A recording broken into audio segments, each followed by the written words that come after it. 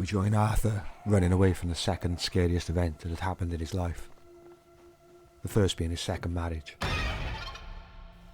Arthur had formulated a plan in his excited brain.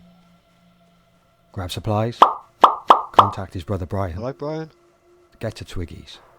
Secure Twiggy's. Drink copious amounts of alcohol till this whole thing blows over.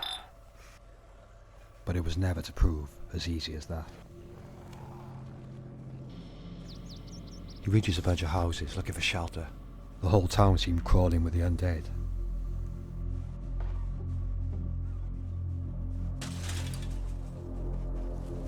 He happens upon a house. He can see the windows are boarded up.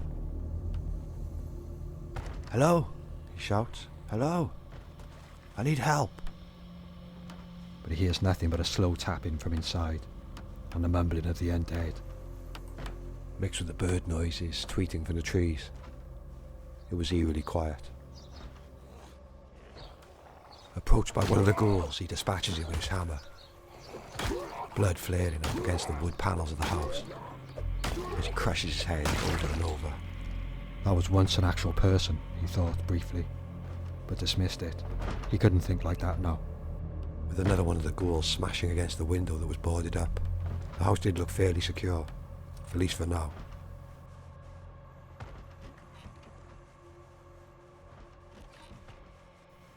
He skeeted around the side of the house trying to find a way in. Suddenly a woman appears. "Look, get inside, these things are everywhere. They're going to eat us all," she said, very quickly. "Quick inside, you fool." Okay, says Arthur. "I'm Eileen. Nice to meet you." I'm Arthur. Nice to meet you, Eileen. Eileen, I need your help. I need supplies. I need to go find my brother. I don't know what the hell's going on. "Pick what you need is to kill these things. We need to secure this place," she says, even quicker than before.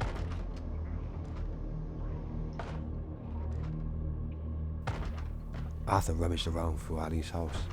Through her demeanour, he expected to find some sort of methamphetamine or something. He hopped over the fence to next door's house, trying to get as many supplies as possible. He creeps up behind one of the fiends. What horrendous noises it was making. Hideous and drawn and ghoulish. He dispatches it quickly with his hammer till it falls into blissful silence.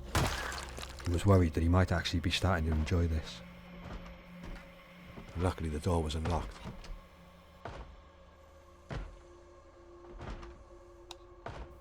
Inside another, crushing his head and again blood spewing all up against the wall.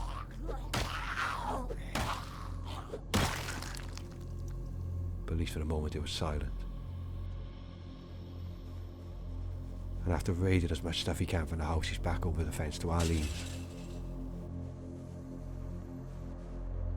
carrying food, bandages and other assorted items. "Eileen, I've got food and things. I'm going to leave them in the fridge," says Arthur.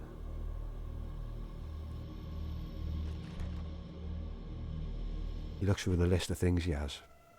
A map of Louisville, lard, a purple light bulb. Just a mess of things. He didn't really know what he was doing.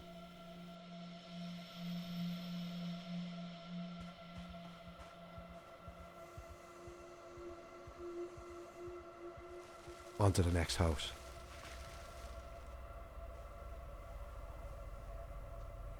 Two zombies attack him in the street. He wasn't even sure if attack was the right word. These things had no motive. They were mindless, but they would kill. And they could never ever be reasoned with. He understood that much. Trying to dispatch the two proved difficult.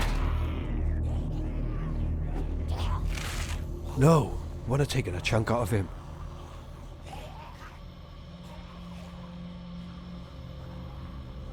He tried to fight them off. He was too weak. Blows from the rolling pin glancing off them, not affecting him at all. Hands weak, palms sweaty. Zombie spaghetti. He runs quickly for cover indoors, but they follow him. And then they're everywhere again. And his mind fills with panic and turmoil as he wonders what the hell does he do? What can you do? He runs and runs again and runs. and runs and runs and runs. And his glasses fall off. And he runs. But he runs. And he keeps running. He runs a bit more. Back to Arlene's house, pouring blood. He skeets inside, shutting the bedroom door. Manages to bandage up. He didn't even want to look at the wounds for now. This was not going well.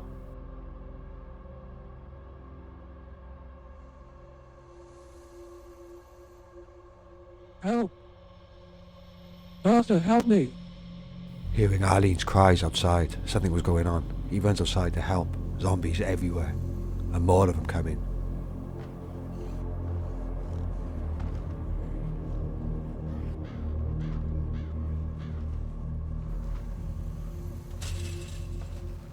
And more of them.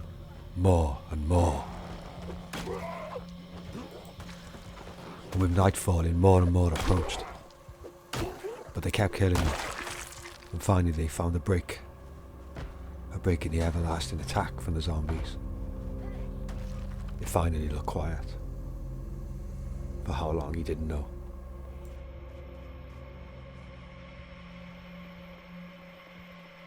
He would stick by his word and help Arlene secure this place before he headed off.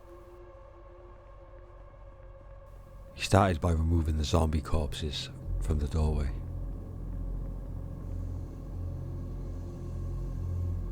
A horrendous job. Their bodies felt like weird wax. Strange. Once Arthur had finished removing all the bodies from Arlene's house, he came to the realization that he'd half managed to secure the base, but now it had no door. At that point his mind broke. He hadn't had a drink in maybe 24 hours. He couldn't remember the last. So we went inside, popped the purple light bulb in, and jammed out like he'd never jammed out before.